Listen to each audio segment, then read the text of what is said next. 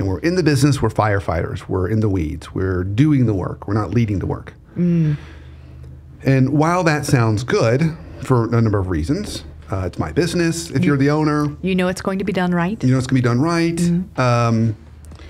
Those all sound good. There's also we can kid ourselves also by selling this story to ourselves. I'm not one of those leaders that just sits off in a business park down the street and runs a business remotely.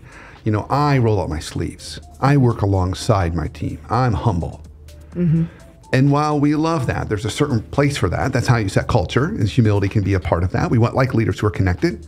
You only wouldn't do it in small doses. And the reason why is because when you're doing someone else's job, you're not honoring the job. You're not being a good steward of the job that only you can do. Right. Or the way I often put it, you're not honoring your hourly rate. You don't want to be the most expensive person doing that job. And if you're the owner, you are. You frankly are, because there's some things that only you can be doing, and those are things that need to come first. Right. So, it is author editor. It starts with, you have to do some level of trust and delegation. That's the first part. You have to trust people. You got to hire people and trust people to do some tasks. So start with the basic tasks, the ones that are not complicated that you can get people to do, like putting down mulch. I mean, you can hire teenagers to do that. Right. Now, their work ethic may be in question, given we've had 3 teenagers go through our house. Who don't like to put down mulch. Don't like to put down mulch. But they have, and they've done it before, and they can do it, and maybe they would do better for someone who wasn't us. Right. Right? We have seen that with our teenagers. They tend to have good work ethic with everyone else on the planet, except for us. Okay. But the point is, you start off with those more basic tasks that are on your plate that you really should be outsourcing, that you can find people to do. So start with the basics. Start with the basics. Start with those things. And now, I also recognize this. We can get confused by activity equating into progress.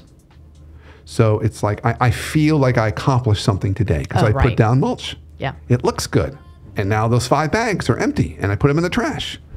Versus filling out spreadsheets and invoicing and paying bills.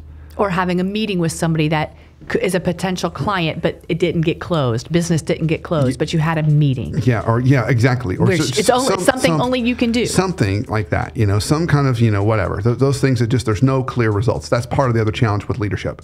So the other, right. So just to also kind of use another analogy. For this purposes, I'll use a sports analogy. If we're truly leading, we are the head coach on the sidelines with a clipboard. Right. Trying to win a championship. That's our goal. Okay. Any leader, particularly owner of a business, is trying to win a championship. Okay. If we're not truly leading, we're on the field trying to score points. Right. Okay. And it feels good to score points. You get cheers when you score points. You win MVPs and trophies when you score points. Okay. But you don't necessarily win a championship scoring points because it's just you.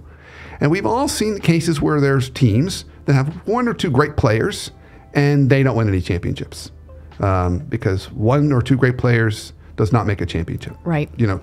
So the leader needs to spend more time on focus and alignment. That is the simple job of a leader and the complexity that is a leader. Focus and alignment.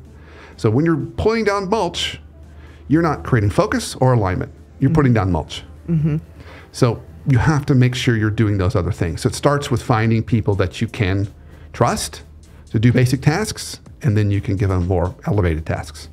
So, make it easy. As, a mentor of mine, Len, has said, what's the easiest, simplest way to get there? Start with the simplest tasks that you can find other people to do.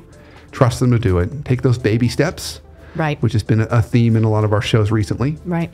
And work that way. Yeah, just practice it. But just, get that self-awareness first on what's the stuff I need to take off the plate, trust, take the baby steps, and then go from there, knowing your ultimate job is to get fully on the sidelines with a clipboard.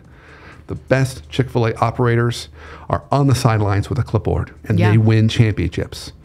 Those stores just absolutely do amazingly well in revenue and profit and their engagement in the community. Right. They win on all those fronts. They have the highest employee engagement, highest customer engagement and retention. They've got the highest profitability and highest revenue and highest quality scores. I mean, they are winning championships. And those operators, typically, when I interviewed them, they're at a Starbucks on Monday morning, doing strategic planning for the week. They don't Right. even have to be in the store. Right. Because the team is functioning at such a high level, they can be thinking of more creative ways to continue to either serve the community they're in or even sell more chicken, or both. Right. But you don't get that time if you're on the field.